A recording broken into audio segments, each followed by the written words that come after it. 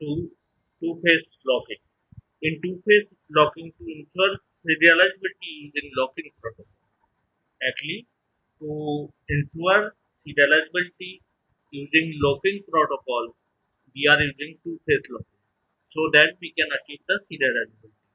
There are two phases in that. One is growing phase, second one is shrinking phase.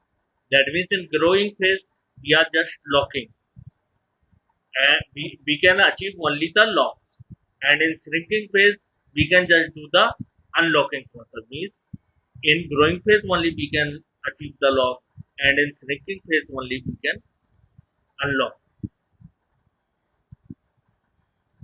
That means transaction T not allowed to request on any transaction, not allowed to request lock any on any transaction if it has already performed some unlock operation. That means any transaction cannot gain other lock for any data item if it has already performed the unlock. So if once unlocking is being performed, then another lock cannot be achieved by the transaction. By that transaction. This is the figure. Suppose that suppose this transaction is trying to achieve the lock A on data item A and lock on data item B, lock on other data item. And once all the lock has been achieved, after that, this is known as lock point. Then it can unlock. In this case, this is the lock point between the locking of the data item and unlocking the data item, and between that point is known as lock point. Position of last lock operation took place, and first, that means it is the point after last lock operation took taken place and before first unlock operation taken place. So this point is known as lock point. Suppose it had done locking of this data item, after that it has issued unlocking, after that it cannot lock this one, because after unlocking, after any single unlocking, there cannot be locking possible for any data item. So it is not allowed over here. That means during the unlocking, locking cannot be done.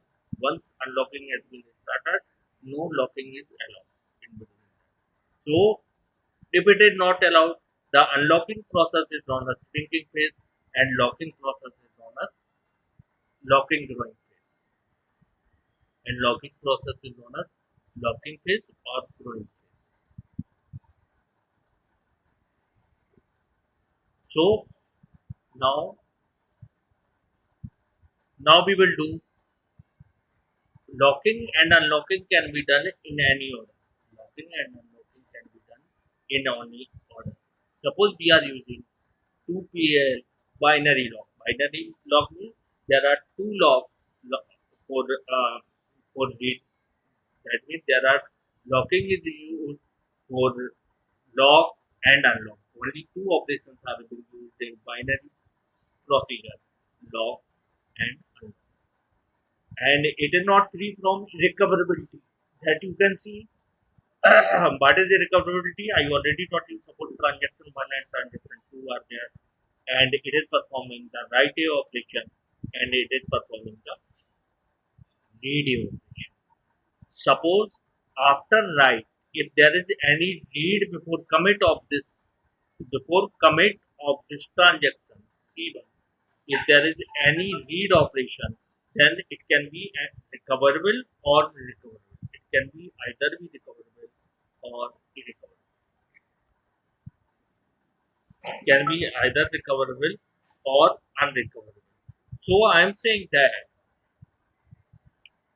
if this transaction is completed, I already taught you in the previous class, if this transaction has start done first write operation or first update operation on any data item and the completion of that transaction, we are checking if any read operation is done, then we will check for recoverability or it is recoverable or irrecoverable. If read operation done in between, then I will check this transaction is committing first or this transaction. So first, if read operation is done in the middle, then we will check this transaction has done right operation, that is T1 transaction. So T1 transaction should commit before T2 transaction. If it is not happening, that means T2 transaction is committing before T1 transaction, then it is irrecoverable schedule. I already taught you in type of schedule. Now in this case, so it is in binary log, irrecoverability may arise. So in this case, you can see it is transaction 1, it is transaction 2. In transaction 1 case, suppose it want to write, it want to read. This transaction want to write, and this transaction want to read after this. So what is happening? And here is commit here. So in this case, what is happening? For reading or writing, we have to apply for the log.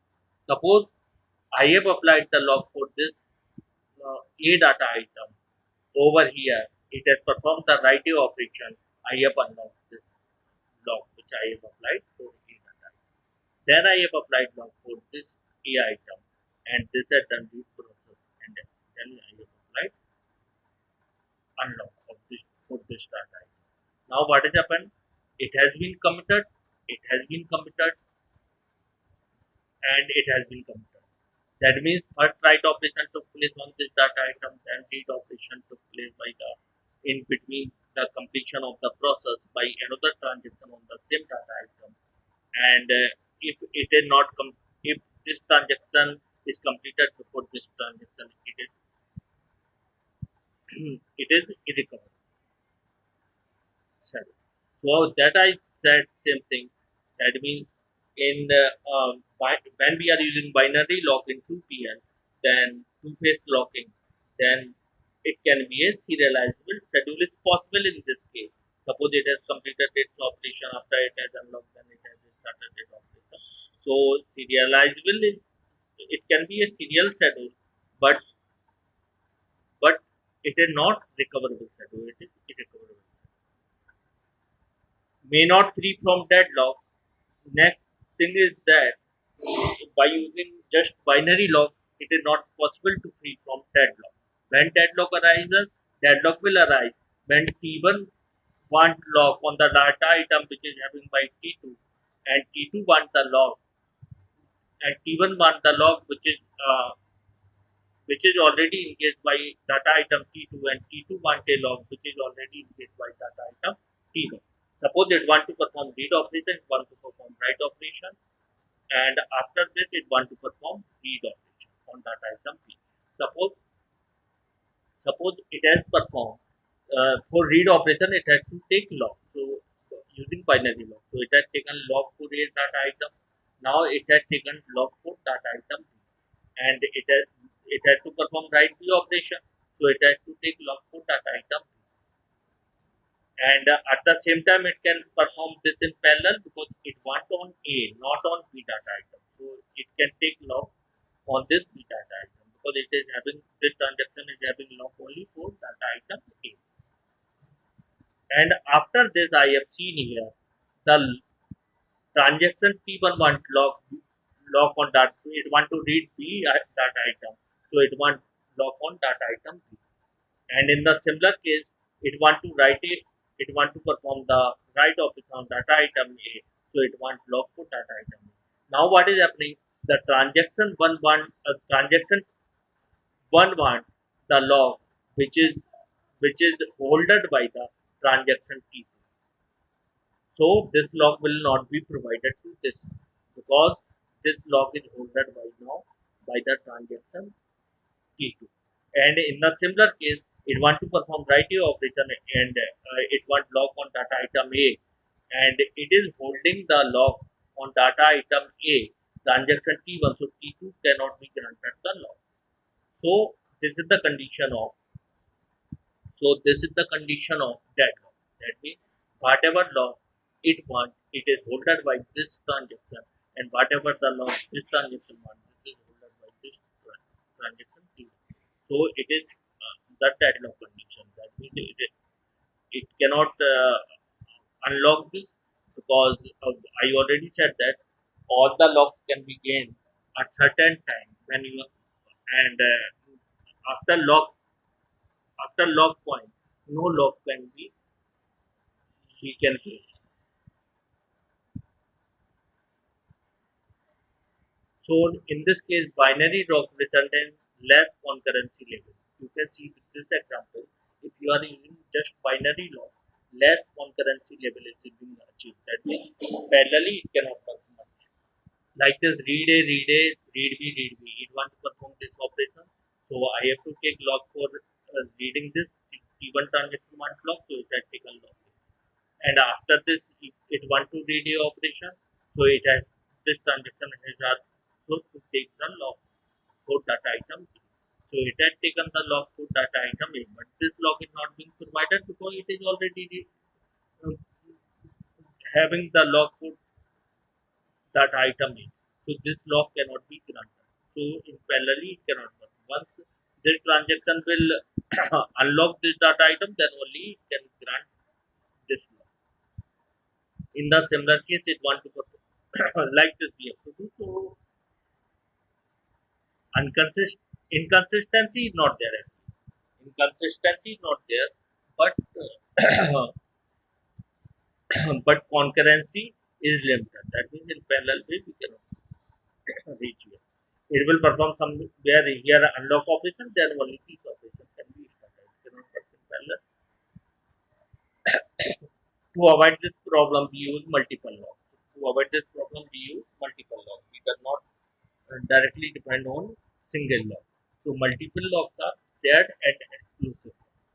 In shared lock, only read operation is performed, and we have to take exclusive lock if we want to perform read or write operation both. If we want to perform read or write operation, any transaction want to perform read or write operation, it has to take exclusive lock. If any transaction just want to perform the read operation, it will take the set. So we can this is done because to achieve some to achieve some concurrency. That means in parallel way, both the transaction may be able to work. So this is the computable table for this. That means if one transaction is having shared lock on certain data item, another transaction cannot. If shared lock in this, if I'm talking about the if I'm talking about the multiple lock, that means shared and exclusive lock. Then in that case, what is happening? If some transaction is having the shared lock on certain data item, then another transaction is also can achieve the shared lock at the same time on the particular data. But if one transaction is having shared lock on particular data item, another transaction cannot achieve exclusive lock on the same data item. So this is the table for if certain that means if two transactions want to perform the read operation, two transactions want to perform the read operation, one transaction, two transactions, then that means both can have the lock on the same data item. But once a data item wants to perform the read operation and another data item to perform write operation. So it wants shared lock, one transaction wants shared lock and another transaction wants exclusive lock. If uh, if shared lock is holded by any one transaction, then exclusive lock cannot be granted to another.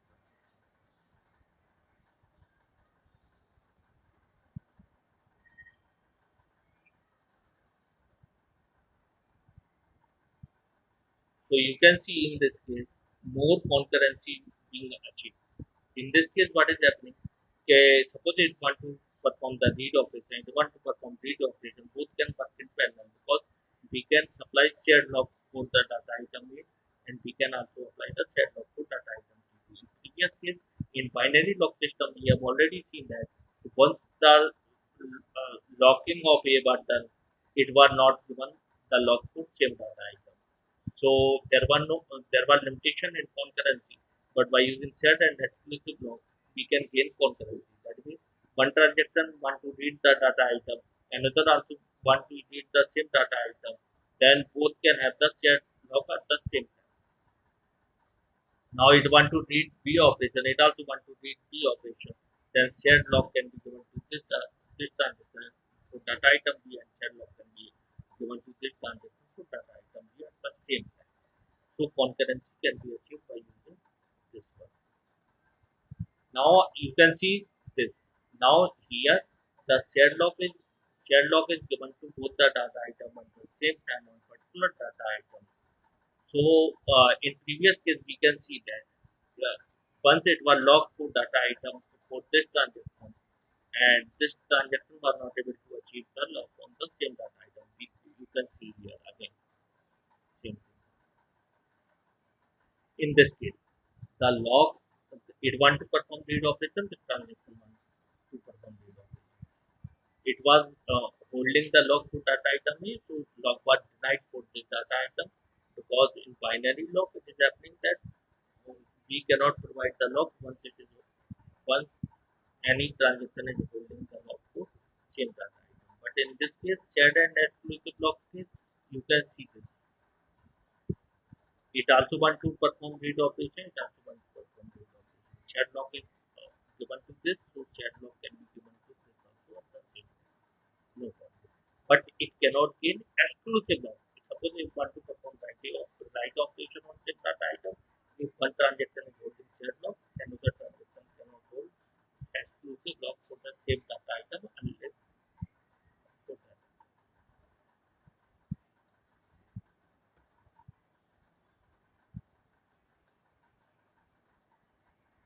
So you can see this one, and shared and exclusive plus two. Yeah, that means we are using now shared log and exclusive log and two-phase log. So what two-phase locking do? We have it ensures serializability. Two-phase locking always ensures serializability. That means two transactions are always can be serializable transactions. Equivalent serial schedule based on the how equivalent serial schedule can be achieved by using log point. Suppose this had this had taken all the logs which had needed by it, and after that log point I already mentioned to you, it is the point where last last log and first unlock by the same transaction. So between that point and on the log. So serializability can be achieved in this order. Suppose this log point is this one, this log point is after this one, and this log point is after this one. So equivalent serial schedule of this schedule will be T2, after this T1 and T3. In this way also it will give the same result. That means equivalent serial schedule we can get. And it may not free from deadlock also. It may not free from, but it may not free from deadlock. We have achieved the serializability by using exclusive and shared lock, but it may not free from deadlock. Suppose read A and read B like this. These operation has been performed. So it want to read A operation, so it has taken shared lock for this time. So now it want to perform write B operation, write B operation. Suppose it wants to perform write B operation, then exclusive lock can be given to this because once shared lock is there with T1 transaction, exclusive lock cannot be granted on the same data item A and B. But here data item is different. Here the data item is A to which shared lock is given to transaction T1. Here data item is B. So in this way, it can gain the shared exclusive lock for data item. Now, in this case, what is happening? It is asking to shared log for data item B because it wants to perform read operation on data item B. Now, it is already having the, it is, this transaction is already having the exclusive log on the data item. So, shared log cannot be provided to this. I have already explained from the So, if some transaction is having exclusive or shared lock on the same data item, so if exclusive lock is held by any transaction, then shared lock cannot be granted to other transaction on the same time. So this is denied. This operation will not. Now it wants exclusive lock on data item A. So it is already holding shared lock on data item A. So exclusive lock cannot be provided to this transaction. So this gives the situation of deadlock. That means what T1 transaction wants shared log on data item B, but other transaction is already holding exclusive lock on the same data item, so this cannot be granted. So it is waiting for this transaction to complete its work. And in the similar case, you can see this is holding shared lock on data item A, and it wants exclusive lock on the same data item. It cannot be granted. So it is waiting for this to complete its work, and this transaction is waiting for this transaction to complete its work. So this condition came in the red and may not free from starvation. So this lecture is enough for you for today's class.